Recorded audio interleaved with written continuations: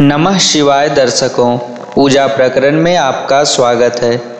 इस वीडियो में हम जानेंगे भगवान शिव के रुद्राभिषेक करने के आश्चर्यजनक लाभ। भगवान शिव के रुद्राभिषेक करने से क्या क्या लाभ हमें प्राप्त होते हैं। तो चलिए वीडियो शुरू करते हैं। रुद्र अर्थात भूत भावन शिव जी का अभिषेक। शिव और रुद्र परस्पर एक दूसरे के पर्यायवाची हैं। शिव को ही रुद्र कहा जाता है क्योंकि ऋतम दुखम द्रावयति नाशयति इति रुद्र, यानी कि भोले सभी दुखों को नष्ट कर देते हैं। हमारे धर्म ग्रंथों के अनुसार हमारे द्वारा किए गए पाप ही हमारे दुखों के कारण है। रुद्रार्चन और रुद्राभिषेक से हमारी कुंडली से पातक कर्म एवं महापातक भी जलकर भस्म हो जाते हैं और साधक में शिवत्व का उदय होता है तथा भगवान शिव का शुभ आशीर्वाद भक्त को प्राप्त होता है और उनके सभी मनोरथ पूर्ण होते हैं। ऐसा कहा जाता है कि एकमात्र सदाशिव रुद्र के पूजन से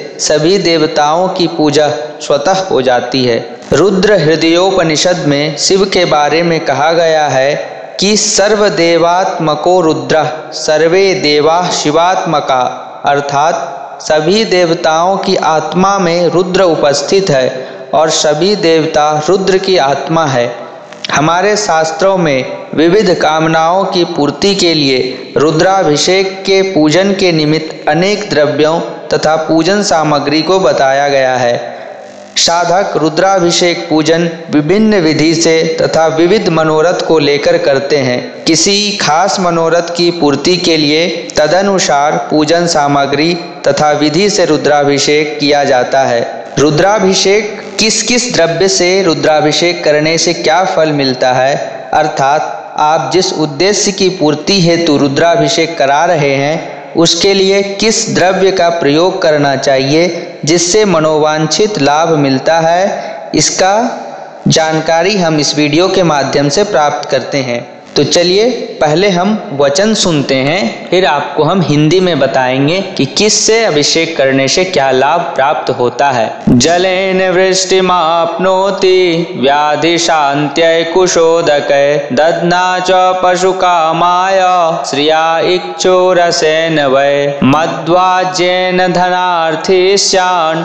मुमुक्षुस्तीर्थवारिणा पुत्रार्थी पुत्रमाप्नोति पयसा चाभिषेचनात् बन्ध्या वा काकबन्ध्या वा मृतवत्सा च यांगना ज्वरप्रकोशपशान्त्यर्थं जलधारा शिवप्रिया घृतधारा शिवे कार्या यावन्मन्त्रसहस्रकं तदा वंशस्य विस्तारो जायते नात्र संशयः प्रमेहरोगशान्त्यर्थं प्राप्नुयात् मांसेप्सितं केवलं दुग्धधारा च वदा कार्या विशेषतः शर्करा मिश्रिता तत्र यदा बुद्धिर्जडा भवेत् श्रेष्ठा बुद्धिर्भवेत् तस्य कृपया शङ्करस्य च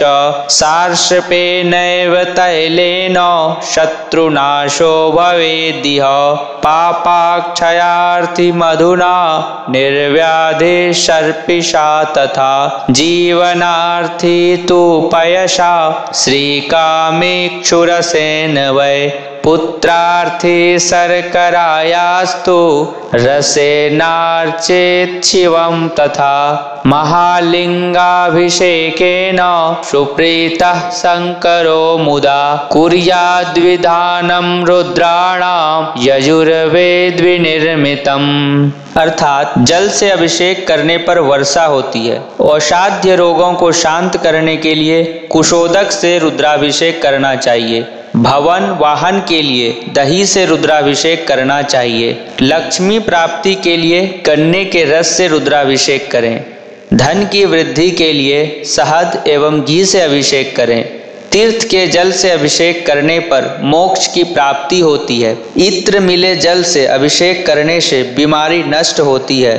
पुत्र प्राप्ति के लिए दुग्ध से और यदि संतान उत्पन्न होकर मृत पैदा हो तो गोदुग्ध से रुद्राभिषेक करें। रुद्राभिषेक से योग्य तथा विद्वान संतान की प्राप्ति होती है। ज्वर की शांति हेतु शीतल जल, गंगा जल से रुद्राभिषेक करें। सहस्त्र नाम मंत्रों का उच्चारण करते हुए घृत की धारा से रुद्राभिषेक करने पर वंश का विस्तार होता है। प्रमेह रोग की शांति भी दुग्धाभिषेक से हो जाती है। शक्कर मिले दूध से अभिषेक करने पर जड़ बुद्धि वाला भी विद्वान हो जाता है। सरसों के तेल से अभिषेक करने पर शत्रु पराजित होता है। शहद के द्वारा अभिषेक करने पर यक्ष्मा तपेदि दूर हो जाती है। पातकों को नष्ट करने की कामना होने पर भी शहद से रुद्राभिषेक करें। गोदुग्ध से तथा शुद्ध घी द्वारा अभिषेक करने से आरोग्यता प्राप्त होती है।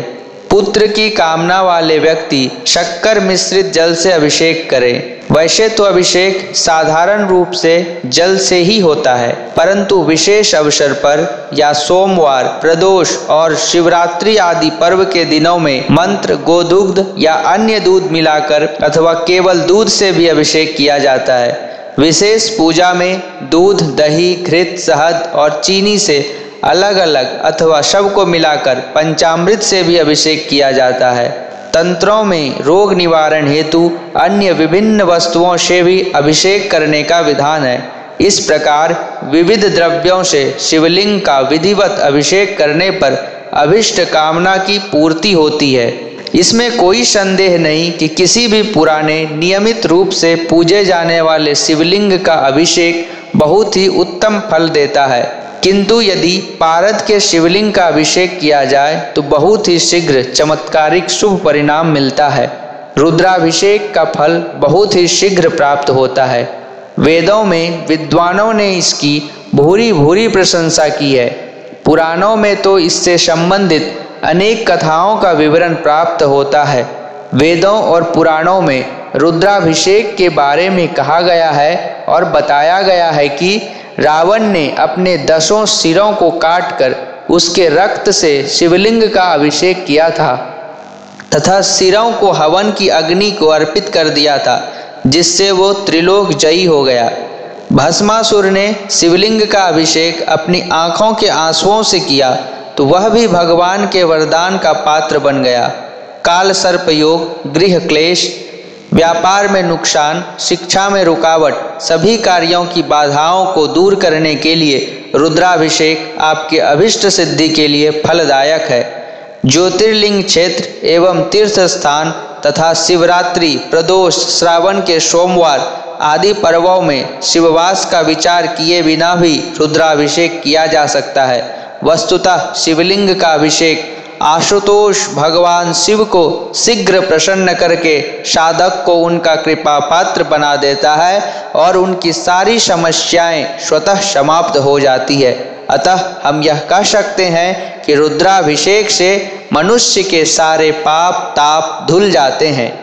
स्वयं सृष्टिकर्ता ब्रह्मा जी ने भी कहा है कि जब हम अभिषेक करते हैं तो स्वयं महादेव साक्षात उस अभिषेक को ग्रहण करते हैं। संसार में ऐसी कोई वस्तु, वैभव, सुख नहीं है जो हमें रुद्राभिषेक करने या करवाने से प्राप्त नहीं हो सकता है। अतः दर्शकों से अनुरोध है कि यथा समय जब भी आपको समय मिले तो भगवान शिव का रुद्राभिषेक अवश्य करें या पंडितों से करवाएं। यदि आपको पंडित चाहिए तो आप पूजा प्रकरण से भी संपर्क करके पंडित प्राप्त कर सकते हैं, पंडित को बुला सकते हैं। नमः शिवाय। दर्शकों, यह वीडियो आपको अच्छा लगा हो तो इस वीडियो को लाइक कर दें, अपने परिवारजनों, मित्रजनों के साथ साझा भी अवश्य करें। चैनल पर यदि आप नए हैं तो इस चैनल को सब्सक्राइब भी अवश्य कर लें। धन्यवाद।